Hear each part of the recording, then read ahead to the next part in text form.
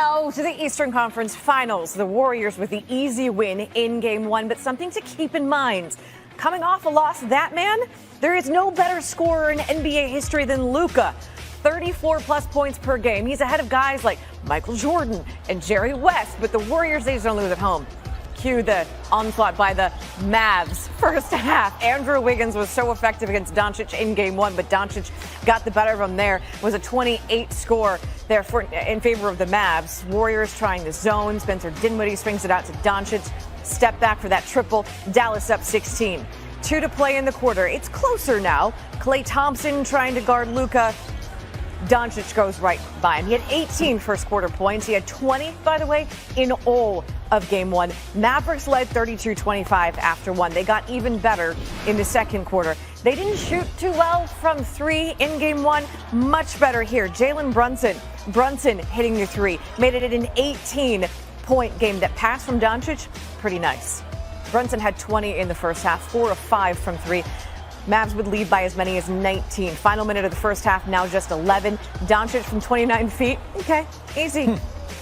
In the first half of Game 2, Dallas hit 15 threes. In Game 1, all of it, they hit 11. It was a 14-point lead. By the way, that 14-point deficit for those Warriors, their third largest in the postseason under Steve Kerr. What happened in the other two? Warriors won it. And here they come in the third because obviously it's the third. It's what they do. Klay Thompson held scoreless in the first half, ended with 15, slamming it home there. Curry now dishing to Kevon Looney. Did he have himself a game? Makes it just 5 points. Curry is fired up. Final seconds of the third. Warriors down 4. It's Wiggins dumping it off to Looney.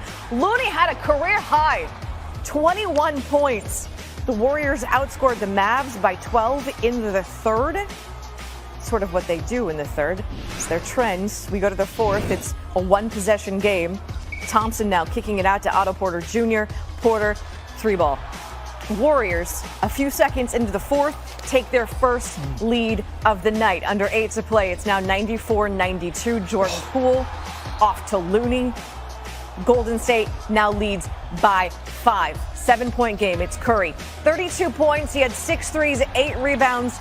That's just going to settle for 2, but it makes a 9-point game. Still at 9. Doncic trying to keep the Mavs in it.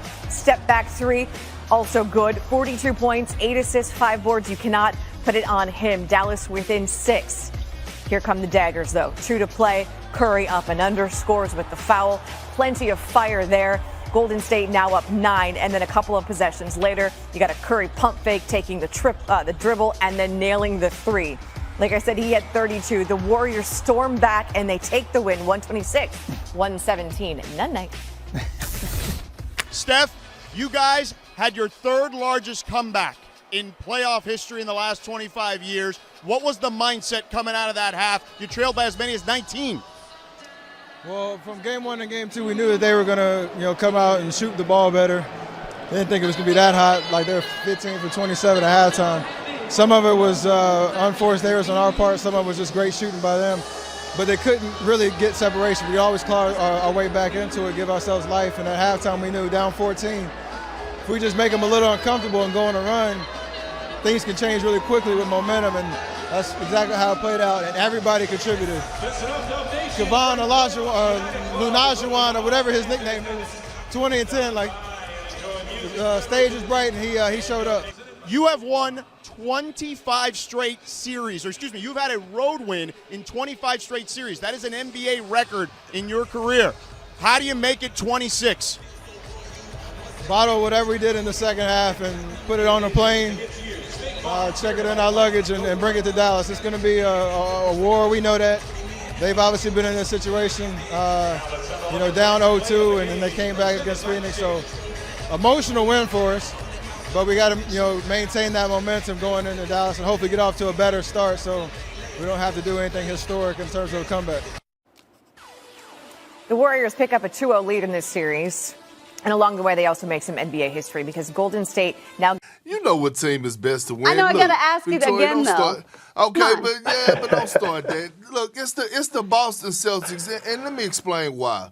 One, they're in the better conference, okay? When you look at the East is far more better than the Western Conference. Two, they're going to have a harder journey far as getting to the finals and winning the championship. If you look at it, they had to go through Kevin Durant and Kyrie Irving, two guys that have been there and won a championship. One guy that's a two-time finals MVP. Next round, you go and defeat the defending champs, although they're missing Chris Middleton, but now they beat the defending champs with the most dominant player, best player in the world, Giannis Antetokounmpo. And now you look at the Miami Heat, the team that's the number one team in the Eastern Conference, with one of the best coaches in the game, and you look at how stellar their defense is. Now look on the other hand. Say if it's the Golden State Warriors, right? They played the Denver Nuggets the first round. And we know that the Denver Nuggets, no disrespect to any team, but they was the worst team in the playoffs, okay? And then all of a sudden you go to a Memphis Grizzlies team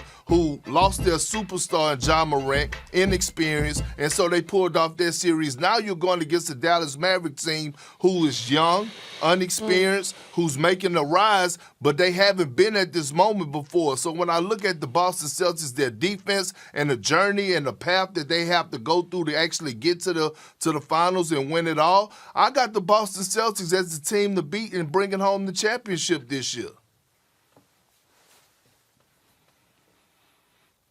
I'm right there with you. What about you, Perk lays it out really well, and he's right about this. Yep. To this point, Boston's got a better resume, right, based on this postseason. Because you took out Brooklyn with two superstar players, you took care of business with Giannis Antetokounmpo and the defending champs, no doubt. And now you get a pretty tough Miami Heat team as a number one seed, and you go in there and you get a split. So their resume's been stronger than Golden State's, but I still like the Warriors, and I think here's the reason.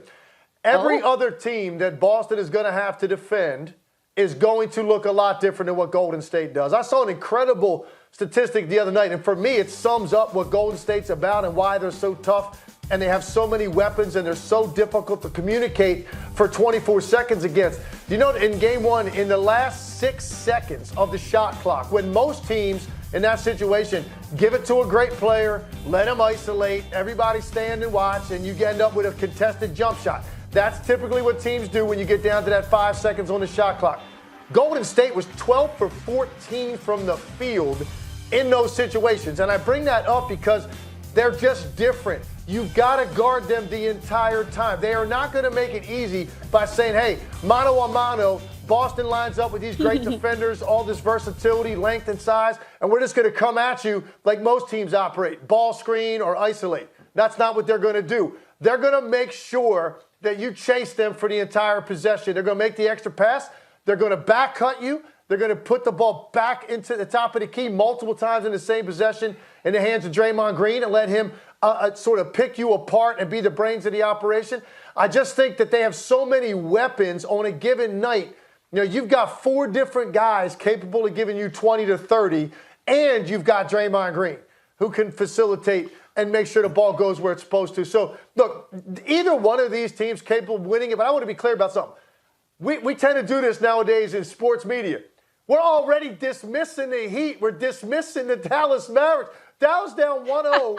Miami's in a 1-1 series, and we're already talking about, is Boston or San Francisco going to have a better parade route? I just think it's a little bit premature and unfair to the 2 other teams that are still playing, because I think Luka's going to have a lot to say tonight. Offensively, then Monica, he has to be bottom 5 defensively. I just got to state that off the top right now, because watching him, there were so many times, and you notice, Monica, as a player, former player watching the game, when you see a guy get stripped and turns the ball over, and then the camera panels down to the other end, and you don't see that person literally come into the frame when he's the one that turned the ball over. As a former hooper, you're saying, yo, come on, man, you got to give me something. Now, I know that what he brings to the table offensively massively outweighs how deficient he is on the defensive end. But damn, that's number 1. Number 2, look, this team took 48 threes. They only made 11. In the first half, a lot of those threes were wide open threes. So as much as we're going to sit up here and praise Golden State for their defensive efforts, Monica, and I get it, Andrew Wiggins, he played his tail off defensively, stayed attached, was detail-oriented, stayed according to the scouting report. But at the end of the day, Luka typically makes shots that are challenging, difficult shots. So for me, if they're knocking down threes at a high clip, we're not talking about how great Golden State is defensively. We're talking about how they're shooting lights out. So, look, Game 1 is a feel-out game. We all know this. I think Golden State is a good team. They're probably favorite in the series. But by no means do I count Dallas out of this series off one game. None.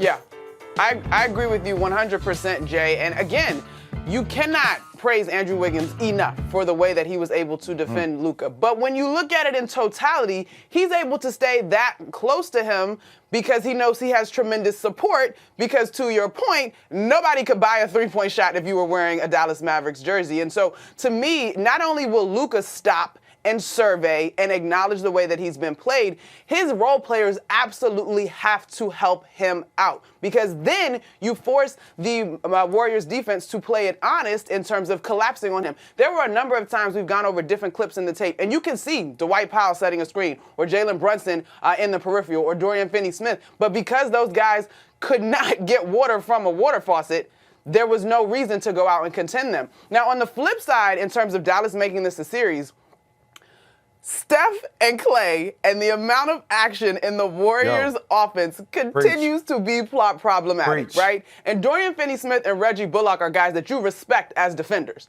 But they just had to work so hard to stay attached to those guys because of the offense. And so I expect Jason Kidd to look at this thing in totality and make some adjustments. I know that Luka and the Mavs are one of the slower-paced teams in the league, and Luka likes to take his time and make it work. But they've got to figure out a way to get some easy baskets. I think back to the glimpses of Dinwiddie and Jalen Brunson in the Jazz series, at points during the Sun series. They have the talent to get out and get in transition a little bit and contend maybe with some of the Warriors' stifling defense. But I still think this is going to be a series, absolutely. Monica, can I tell you, we always end up talking about, who is Dallas going to get? What is Mark Cuban going to do to bring another superstar into play with Luka Doncic? But I got to tell you, if I'm Reggie Bullock, if I'm Dodo, Dorian Finney-Smith, there are a lot of times throughout the course of a game, Jalen Brunson, I'm looking at this dude out the side of my eye and be like, yo, man, you are a liability. Like, you are killing us on the defensive end. And we're trying to execute. I understand, but it goes both ways, right? Because what he brings to the table, Monica, is incredible offensively. He's a genius. He's a savant. I love it. But there are times if you're executing, if you're out there, you're denying passing lanes, this back screen is coming, you actually play, and then you see him stand up and he gets you beat because of that continuity, that exposes him more because you can't hide him in the defense. Whereas vice versa to a degree with Steph Curry when he's on Dorian Finney-Smith, they didn't involve him in a lot of action. Steph was just sitting in the corner, saving his legs offensively. So that's my thing. If you're taking away Luka's legs defensively by making him move with constant movement, that takes away from some of the energy and the pop he brings to the offensive end. I'm just trying, it may not be fair, but we all know life ain't fair. I'm still looking at him a little bit